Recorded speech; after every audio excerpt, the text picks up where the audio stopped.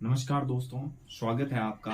और हम पढ़ रहे थे संसाधन और विकास। संसाधन और विकास में हमने इससे पहले वाली क्लास में हमने पढ़ा था कि संसाधन क्या होता है, संसाधन की परिभाषा क्या होती है, संसाधन कितने प्रकार के होते हैं, हमारी आवश्यकताओं को पूर्ति करने वाली वस्तुएं क्या कहलाती है, संसाधन कहलाती है। संसाधन कितने प्रकार के होते हैं, नवीकरणीय, अनवीकरणीय होते हैं, प्राकृतिक संसाधन होते हैं। और प्राकृतिक संसाधन में क्या होते हैं, नवीकरणीय और अनवीकरणीय। और इसके बाद हमें मानव निर्मित संसाधन देखा था, और इसके बाद हमने देखा था मानवीय संसाधन।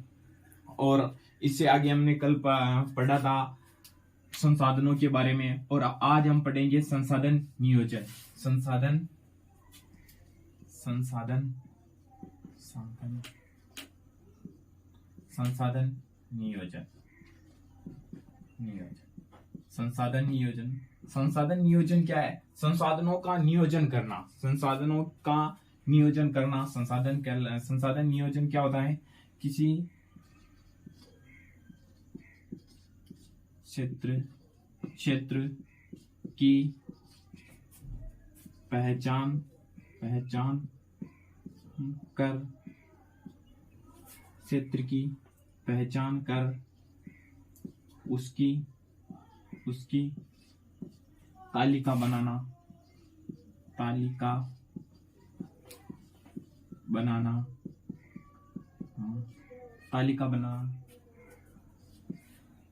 संसाधनों का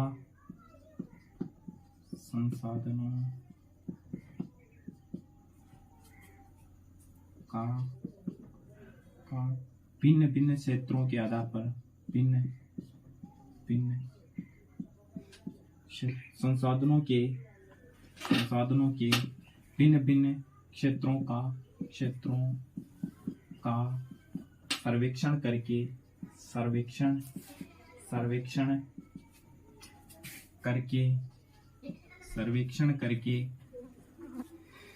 सर्वेक्षण करके उनका मापन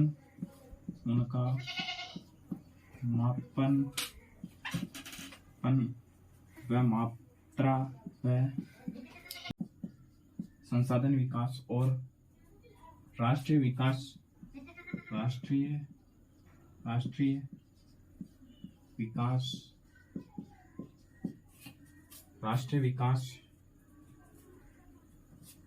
संस्थाओं में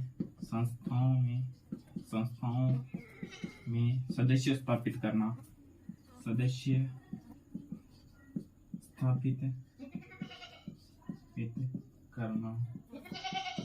और प्रौद्योगिकी का उपयोग करना और इन्हें लागू करने के लिए प्रौद्योगिकी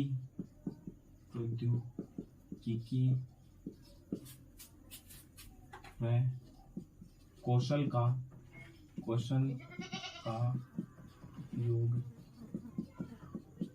करना।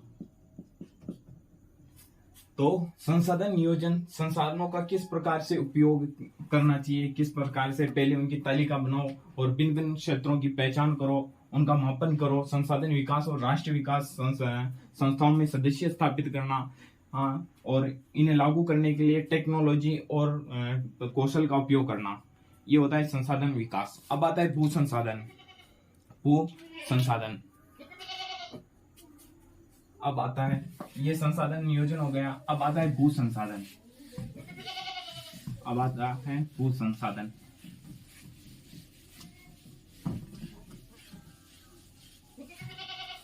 भू संसाधन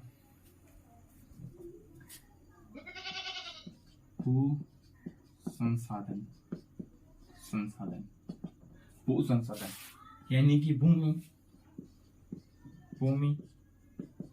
भूमि हमारे लिए महत्वपूर्ण संसाधन है। भूमि हमारे लिए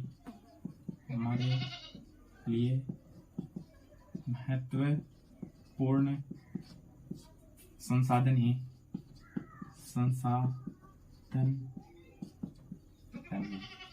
भूमि हमारे लिए महत्वपूर्ण संसाधन है। यहीं पर हम आर्थिक क्रियाकलाप करते हैं। आर्थिक आर्थिक क्रिया कलाप करते हैं यहाँ पर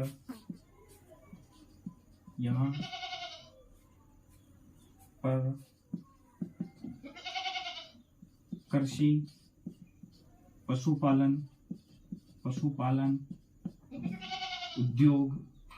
उद्योग आदि क्रियाएं की जाती हैं क्रियाएं की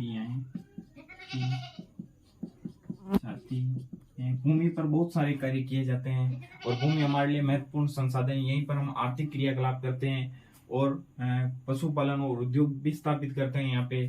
तो ये हो गया भू संसाधन।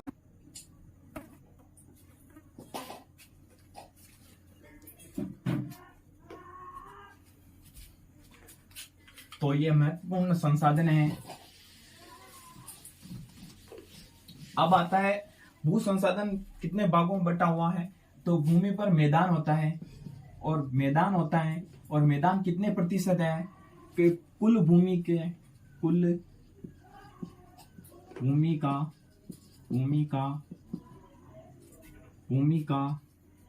47% भाग पर मैदान है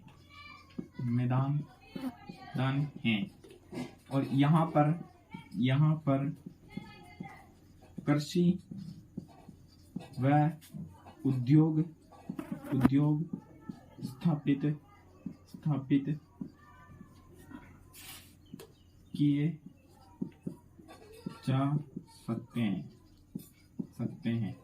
यानी कि भूमि समतल होगी तो वहां पर क्या होगा, कृषि होगी। जहां पर भूमि समतल होगी वहीं पर तो ज्यादा कृषि होगी और उद्योग स्थापित किए जा सकते हैं जहां पर पानी की उपलब्धता होगी और भूमि समतल होगी वहां पर।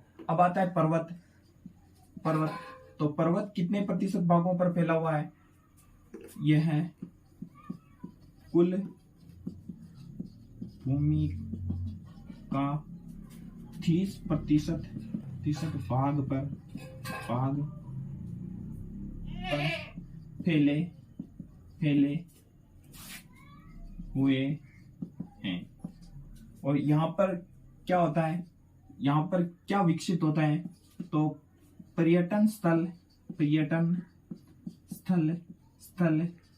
व नदियों का उद्गम होता है। नदियों का उद्गम होता है। और इसके बाद आता है पठार कितने प्रतिशत भागों पर फैला हुआ है। यह कुल भूमि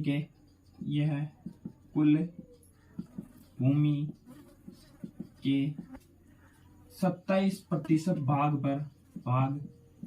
पर फैले हुए हैं। 27% भाग पर फैले हुए हैं। और यहाँ पर खनन क्रियाएं की जाती हैं।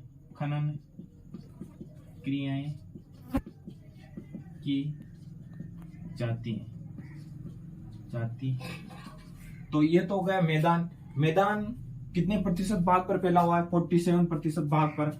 और यहाँ पर उद्योग और कृषि की जाती हैं और उद्योग धंधे स्थापित किए जा सकते हैं यहाँ पे। और पर्वत 30% भाग पर फैले हुए हैं। और यहाँ पर क्या होता है, पर्यटन स्थल विकसित होता है और नदियों का उद्गम होता है। और पठार कितने प्रतिशत भाग पर फैला हुआ है, 27% भाग पर। और यहाँ पर क्या किया जा सकता है, खनन क्रियाएं की जाती है ना। अब आता है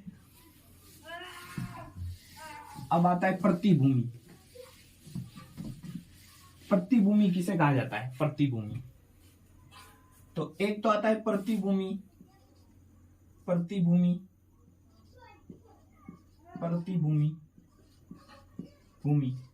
और एक आता है अतिरिक्त प्रतिभूमि। अतिरिक्त प्रतिभूमि एक तो आता है प्रतिभूमि और एक आता है अतिरिक्त प्रतिभूमि। प्रतिभूमि किसे कहा जाता है, जहां पर एक साल में या उससे कम समय तक कृषि न की गई हो, उसे क्या कहा जाता है? प्रतिभूमि। यानी कि मान लो आप कोई खेत है, हमारा ये खेत है, यहाँ पर एक साल में क्या किया गया, एक साल या 6 महीने या 8 महीने, एक साल या कुछ कम दिनों में क्या किया गया हो, यहाँ पर कृषि नहीं की गई हो, ये यूं ही पड़ी रही हो, इसे क्या कहा जाता है? प्रतिभूमि। और अतिरिक्त प्रतिभूमि किसे कहा जाता है? जैसे अपना ये खेत है, यहाँ पर एक साल से 5 वर्ष तक, 1 वर्ष से 5 वर्ष तक कृषि न की गई हो, उसे अतिरिक्त प्रतिभूमि कहा जाता है। तो प्रतिभूमि किसे कहा जाता है ये समझ लिया, और अतिरिक्त प्रतिभूमि किसे कहा गया ये भी समझ लिया। तो प्रतिभूमि, प्रतिभूमि किसे कहा जाता है? प्रतिभूमि ऐसा क्षेत्र, ऐसा कृषि क्षेत्र जहां पर एक वर्ष या उससे कम समय में कृषि न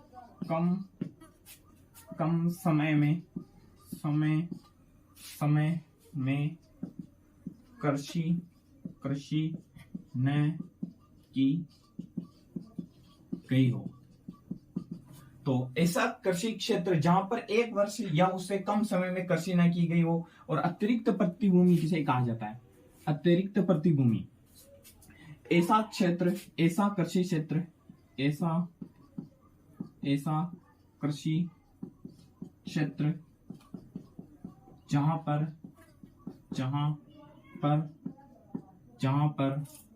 1 वर्ष से 5 वर्ष तक कृषि न की गई हो। तो अतिरिक्त प्रतिभूमि ऐसा कृषि क्षेत्र जहां पर 1 वर्ष से 5 वर्ष तक कृषि न की गई हो। और ऐसा कृषि क्षेत्र जहां पर 1 वर्ष या उससे कम समय में कृषि न की गई हो, उसे क्या कहा जाता है? प्रतिभूमि। तो ये हो गया अतिरिक्त प्रति और प्रतिभूमि। अब आता है सकल कृषि क्षेत्र और निवल कृषि क्षेत्र। निवल का मतलब शुद्ध कृषि क्षेत्र और अतिरिक्त कृषि क्षेत्र, सॉरी। तो अब आता है सकल कृषि क्षेत्र। सकल कृषि क्षेत्र, सकल कृषि क्षेत्र किसे कहा जाता है? और शुद्ध या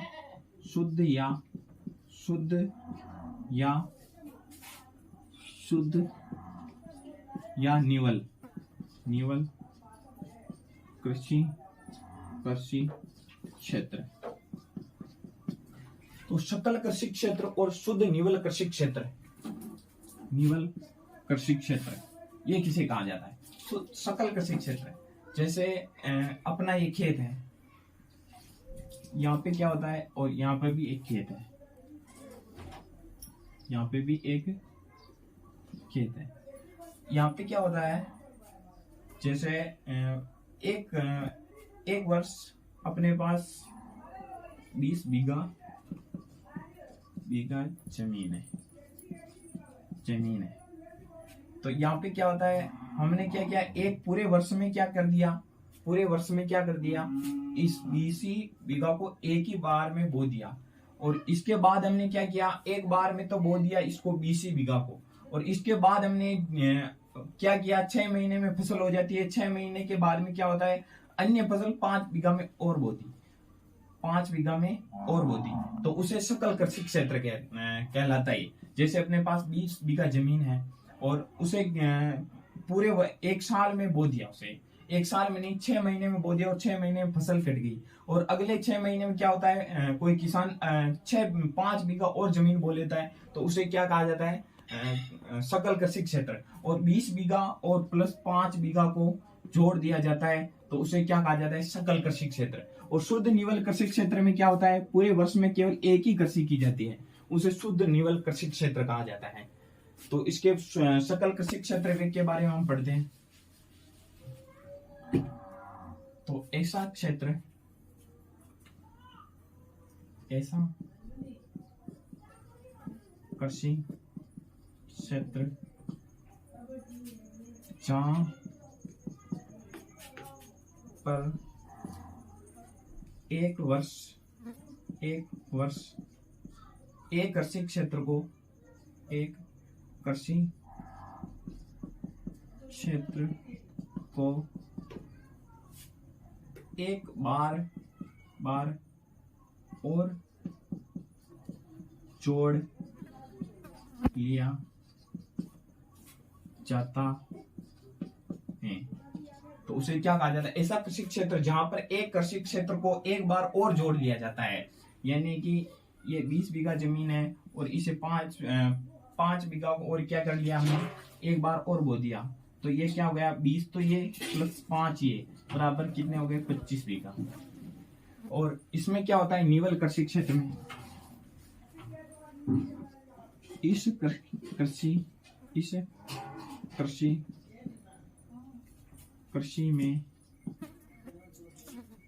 कृषि क्षेत्र में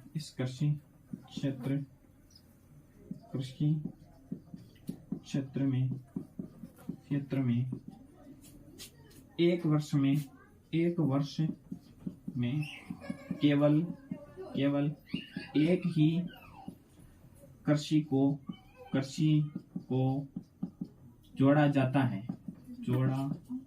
जाता है या एक वर्ष में एक ही कृषि ली जाती है, उसे शुद्ध निवल कृषि क्षेत्र कहते हैं। और सकल निवल कृषि किसे कहा जाता है? एक कृषि होती है और उसे एक बार और जोड़ लिया जाता है, उसे शुद्ध सकल कृषि क्षेत्र कहा जाता है। शुद्ध निवल कृषि क्षेत्र किसे कहा जाता है? जिसमें इस कृषि क्षेत्र में एक वर्ष में केवल एक ही कृषि को जोड़ा जाता है, इसे कहा जाता है शुद्ध निवल कृषि क्षेत्र।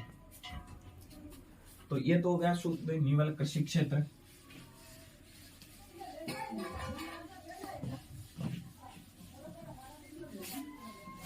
भारत में भू उपयोग के प्रारूप, भारत में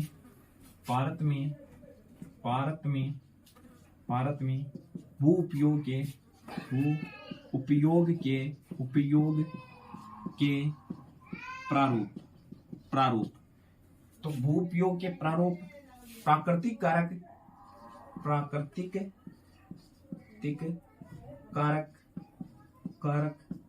भारत में भूमि के उपयोग के प्रारूप कौन कौन से? एक तो प्राकृतिक कारक होते हैं और एक मानवीय कारक।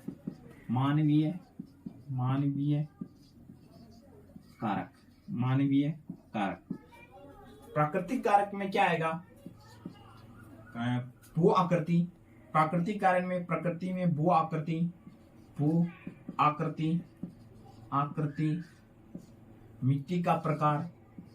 मिट्टी का प्रकार और जलवायु। भारत में भूमि के उपयोग के प्रारूप कौन कौन से? तो प्राकृतिक कारक और मानवीय कारक। भू आकृति, जहां पर क्या होगा, समतल मैदान होगा, वहां पर कृषि करते हैं लोग, तो वहां पर बसना पसंद करेंगे लोग। और जहां पर पर्वत या पठार होंगे, वहां पर कृषि नहीं की जाती, तो वहां पे क्या करेंगे, ज्यादा लोग नहीं बसेंगे वहां पे।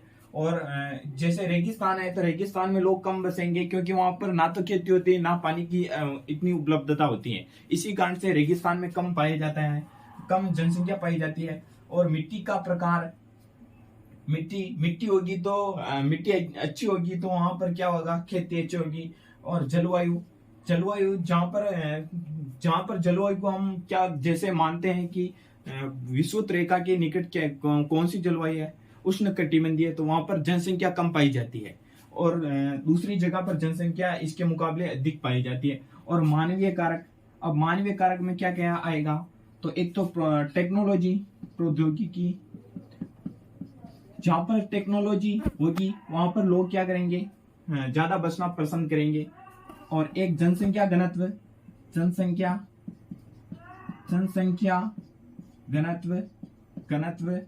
और एक संस्कृति, ये कारक होंगे जहां पर लोग ज्यादा बसना पसंद करेंगे। टेक्नोलॉजी, जनसंख्या घनत्व और संस्कृति, ये यहाँ पर लोग ज्यादा बसना पसंद करेंगे।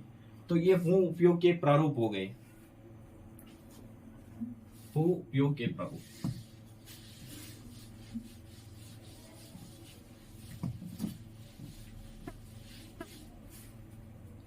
अब आता है वन नीति। वन नीति, भारत की प्रथम वन नीति कब आई थी? तो 1952 में। तो वन नीति भारत की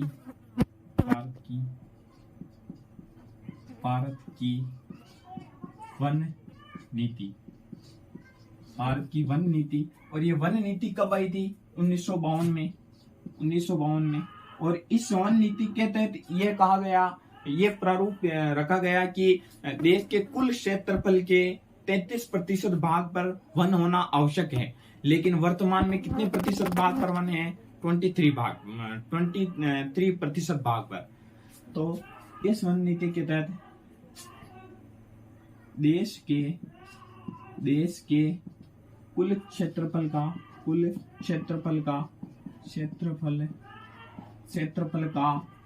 23% भाग पर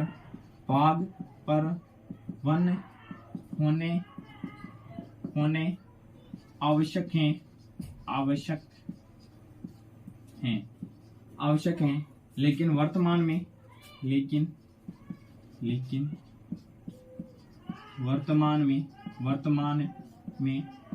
23% भाग पर वन उपलब्ध है। वन उपलब्ध है। तो भारत की वन नीति 1952 के अनुसार देश के कुल क्षेत्रफल का 33% भाग पर है ना, 33% भाग पर वन होने आवश्यक है। लेकिन वर्तमान में 23% भाग पर भी ही वन है। ये वन नीति हो गई। 1952 में आई थी भारत की वन नीति, और इनमें रखा गया है कि 33% भाग पर क्या होने चाहिए? वन होने चाहिए। अब आता है पंजाब और हरियाणा। पंजाब प्लस हरियाणा। पंजाब और हरियाणा में क्या होता है?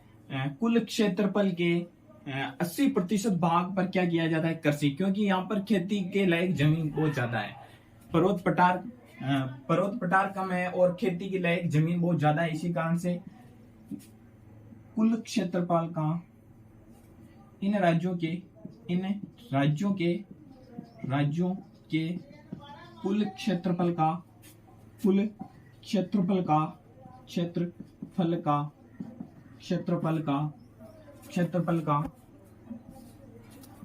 80% भाग पर क्षेत्रफल के 80% भाग पर कृषि की जाती हैं।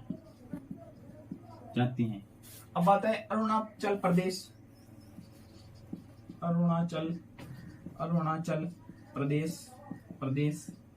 प्लस अंडमान निकोबार। अरुणाचल प्रदेश, मिजोरम और अंडमान निकोबार। यहाँ पर क्या होता है? इनके कुल क्षेत्रफल का 10% क्षेत्रफल पर क्या होती है? कृषि होती है। इनके कुल क्षेत्रफल के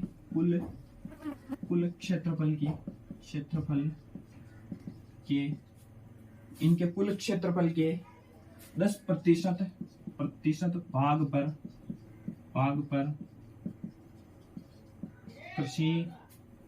कृषि की जाती हैं।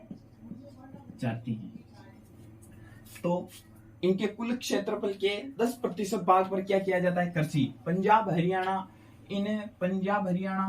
इन राज्यों के कुल क्षेत्रफल के 80% भाग पर क्या किया जाता है? कृषि। और इन राज्यों के 10% भाग पर क्या किया जाता है? कृषि की जाती है। क्योंकि यहाँ पर क्या है? यहाँ पर तो मैदान अधिक है और यहाँ पर मैदान कम है।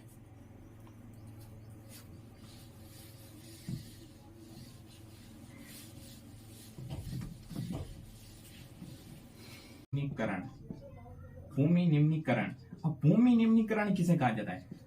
प्राकृतिक और मानवीय कारणों से भूमि की गुणवत्ता में कमी आना क्या कहलाता है? भूमि निम्नीकरण कहलाता है। प्राकृतिक प्राकृतिक व मानवीय प्राकृतिक व मानवीय कारणों से भूमि की गुणवत्ता में कमी आना भूमि निम्नीकरण कहलाता है। गुणवत्ता में कमी आना भूमि निम्नीकरण कहलाता है। प्राकृतिक और मानवीय कारणों से भूमि की गुणवत्ता में कमी आना क्या कहलाता है? भूमि निम्नीकरण के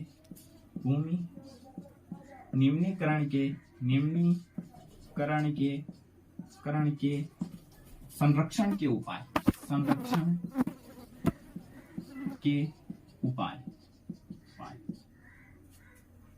भूमि निम्नीकरण के संरक्षण के उपाय भूमि निम्नीकरण व संरक्षण के उपाय क्या क्या है? तो वायु द्वारा अपरदित क्षेत्र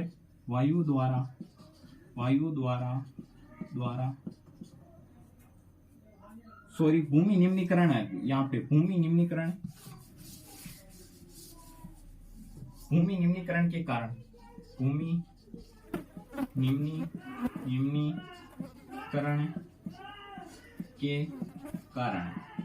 कारण क्या है?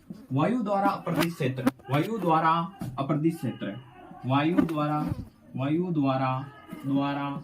अपरदित क्षेत्र जल द्वारा अपरदित क्षेत्र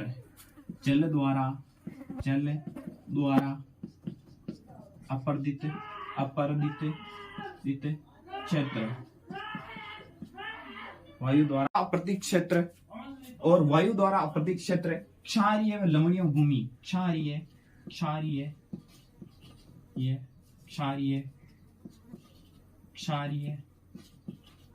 व लवणीय भूमि और वनों का निम्नीकृत क्षेत्र वनों का निम्नीकृत क्षेत्र।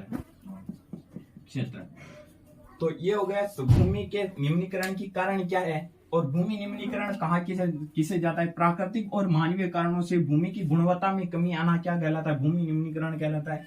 और भूमि निम्नीकरण के कारण क्या है? वायु द्वारा अपरदित क्षेत्र। वायु क्या करेगी? यहाँ पर कोई मिट्टी है, यहाँ पर जैसे कोई मिट्टी है, यहाँ पे कोई मिट्टी है, तो ये वायु उड़ाकर कहाँ पे ले जाएगी? इनको यहाँ पे ले जाएगी।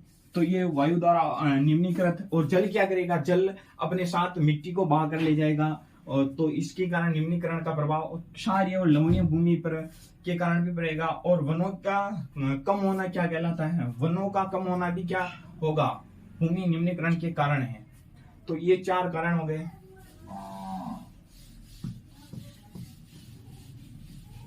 अब आता है पंजाब और हरियाणा में क्या होता है? भूमि निम्नीकरण के कारण क्या है? पंजाब हो रहा है, पंजाब प्लस हरियाणा में निम्नीकरण के कारण भूमि निम्नीकरण के कारण भूमि निम्नीकरण का कारण पशुचारण है। अत्यधिक सिंचाई है।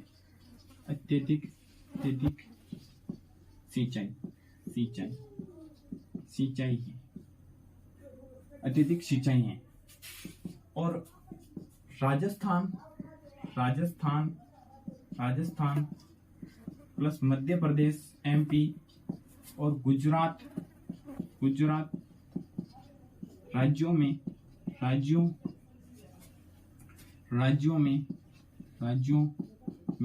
भूमि निम्नीकरण का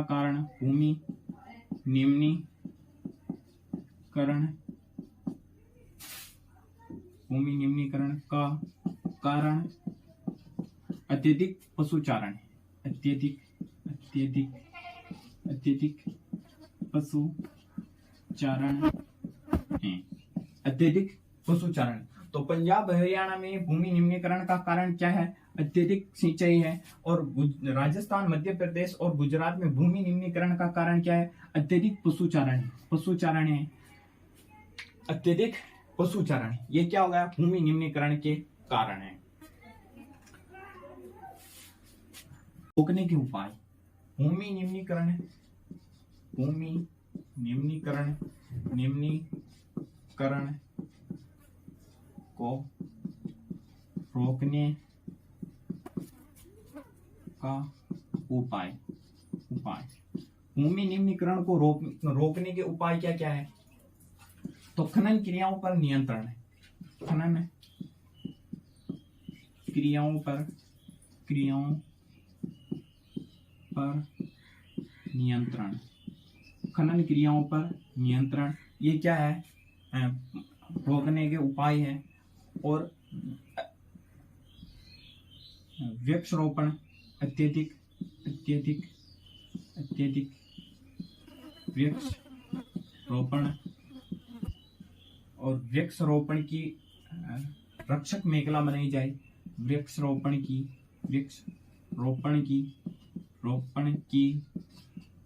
रक्षक मेखला बनाई जाए। रक्षक मेखला बनाई जाए। वृक्षारोपण की मेखला बनाई जाए। बंजर भूमि का प्रबंधन। बंजर भूमि का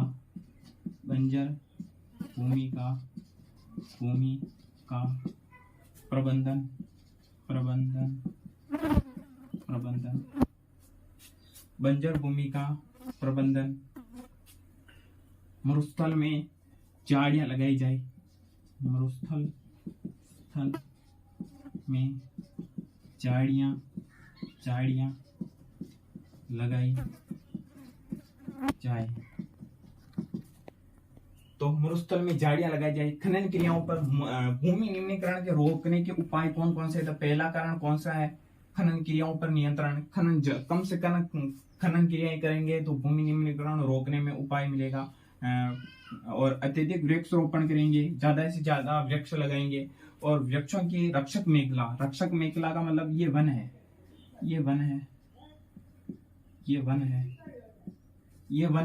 तो यहाँ पे क्या होगा? यहाँ से जैसे कोई हवा चली और यहाँ पर ये वन है, तो ये क्या होगा? इस वृक्ष से टकरा कर आगे नहीं जाने देगा। जो भी हवा लेकर जैसे मिट्टी लेकर आई है, तो उनको आगे नहीं जाने देगी। और इनके जो बीच में है, जैसे ये वृक्ष है, तो इनके बीच में से हवा क्या करेगी? इनको उड़ा नहीं सकेगी, मिट्टी को उड़ा नहीं सकेगी। इसी की वृक्ष रक्षक मेखला बनाई जाए। बंजर भूमि का प्रबंधन किया जाए। मरुस्थल में क्या होगा? मरुस्थल में अगर हम झाड़ियां लगाएंगे तो झाड़ियां क्या करेगी? उन जो रेतीली मृदा है उनका क्या करेगी? उनको पकड़ेगी और कम मरुस्थल को फैलने से रोक सकेगी। तो ये भूमि निम्नीकरण के उपाय है। भूमि निम्नीकरण के उपाय देख लिए हमने। तो आज के लिए बस इतना ही, और अब हम कल देखेंगे।